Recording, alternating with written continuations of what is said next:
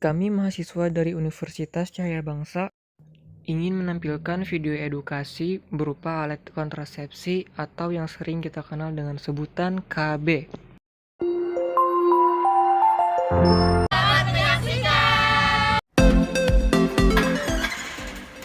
Nomor antrean 27, Ibu Muna. Ya. Ibu Muna, iya. Silakan. Selamat siang Ibu, dengan Ibu siapa? Dengan Ibu Muna. Kalau boleh tahu, apakah ini suami Ibu? Iya dok, ini suami saya. Baik, Bapak dan Ibu, ada yang bisa saya bantu? Iya dok. Begini dok, kami kan pasutri baru dan rencana kami ingin menunda dulu kehamilan.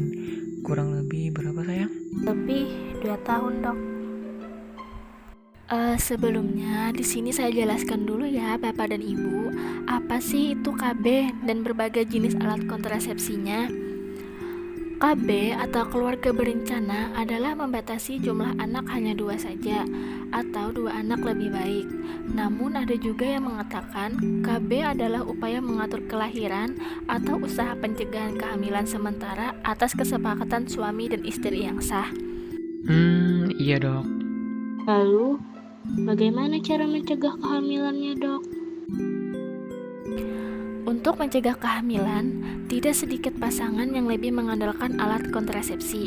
Berbagai jenis alat kontrasepsi yang dapat digunakan yaitu yang pertama, pil KB, kondom pria, suntik KB, implan, IOD atau intrauterin device, kondom wanita, spermisida, diafragma, cervical cap, koyo orthoepra, cincin vagina, dan KB permanen.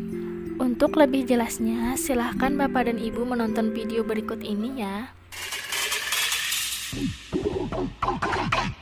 Buat kamu dan pasangan yang belum ingin mempunyai keturunan, kamu bisa nih gunakan alat kontrasepsi sebagai cara aman untuk menunda kehamilan. Saat ini sudah banyak nih pilihan metode kontrasepsi yang bisa dipilih sesuai kebutuhan, keinginan, dan kenyamanan kamu maupun pasangan. Nah, masing-masing metode ini punya kelebihan dan kekurangan. Jadi, apa aja sih jenis-jenis metode kontrasepsi?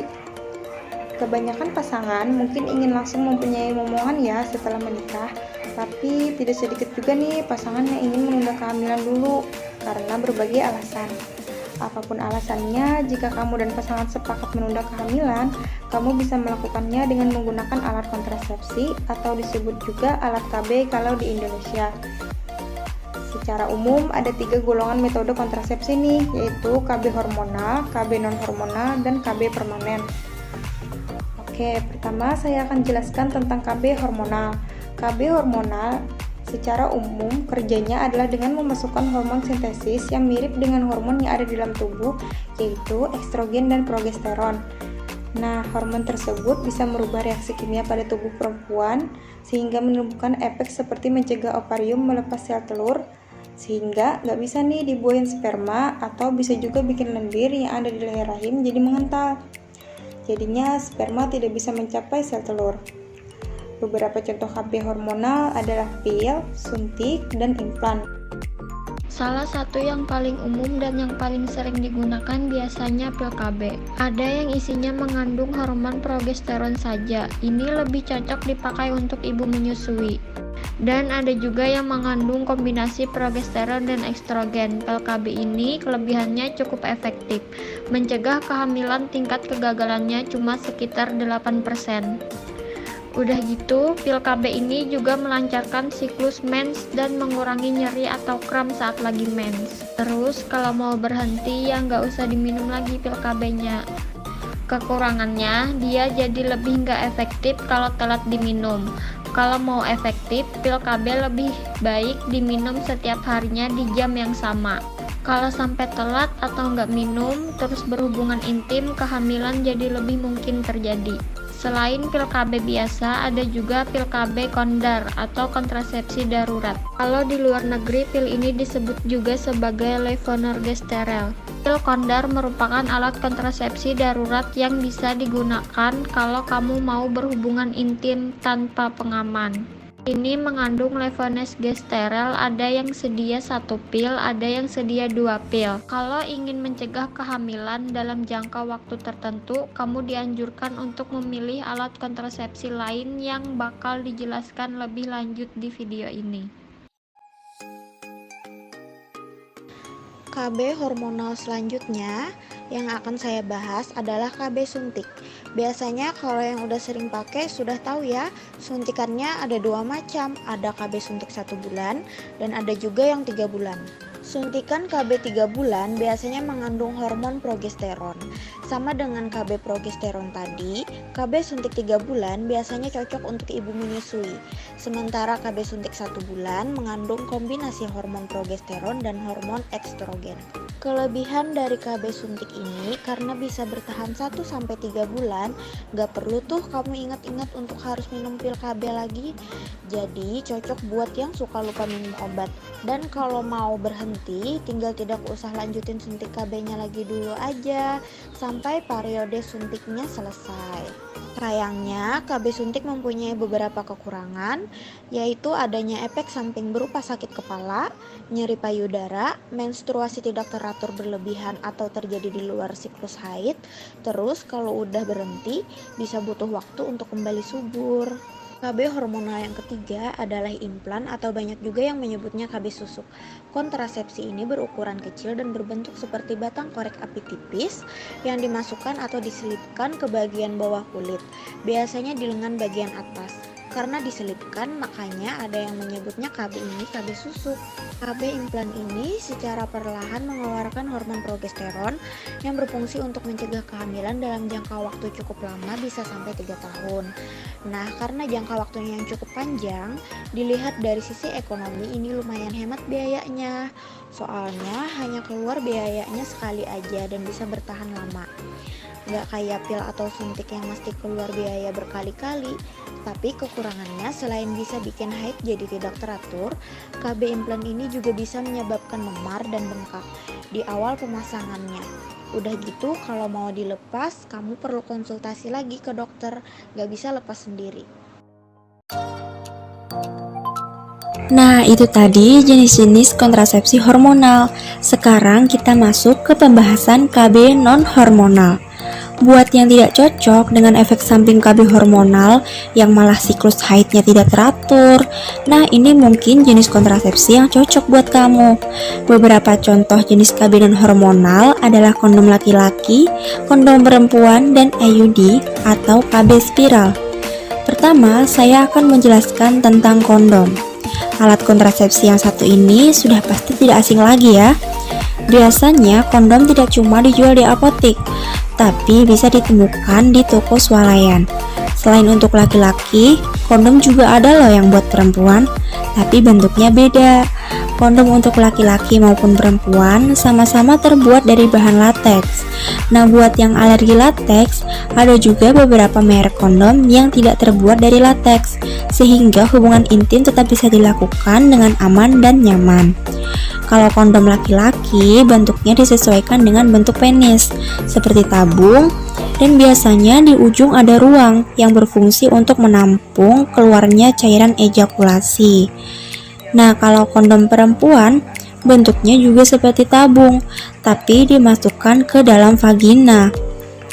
Kondom perempuan biasanya dilengkapi dengan cincin fleksibel pada kedua ujungnya.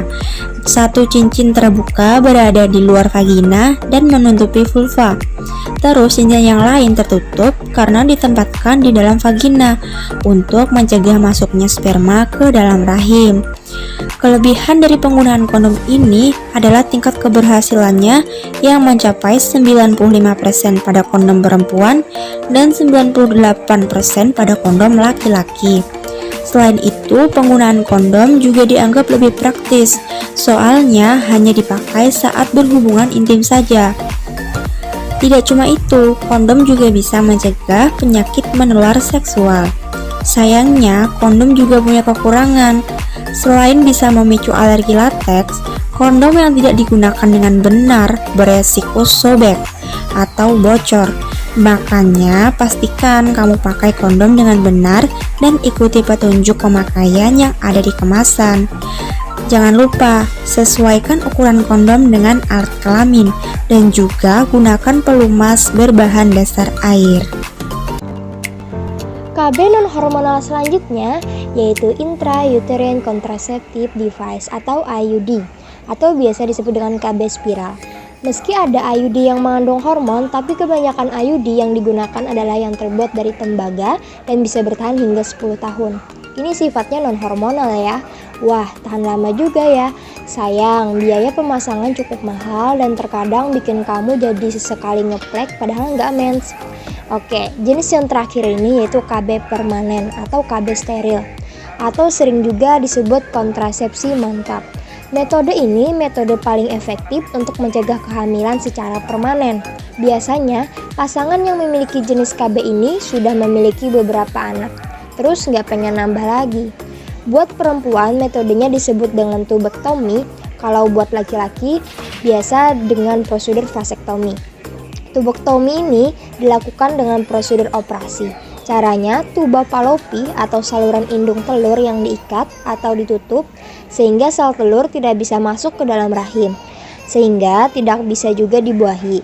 Tetapi karena prosedurnya berupa operasi, prosedur ini meninggalkan bekas sayatan yang bikin kamu mungkin saja nggak nyaman. Makanya beberapa dokter menjalankan prosedur ini setelah menjalankan operasi sesar. Selanjutnya, vasektomi pada laki-laki. Caranya, saluran sperma dipotong atau diikat untuk menghentikan sperma masuk ke air mani. Artinya saat ejakulasi, air mani tidak mengandung sperma, sehingga sel telur perempuan pun tidak bisa dibuahi. Sebelum menjalankan prosedur KB steril, kamu dan pasangan harus benar-benar yakin, karena KB steril umumnya bersifat permanen, sehingga kemungkinan besar kamu dan pasangan tidak akan mempunyai keturunan lagi. KB steril lebih dianjurkan pada pasangan yang sudah memiliki lebih dari 2 anak dan sudah berusia lebih dari 35 tahun.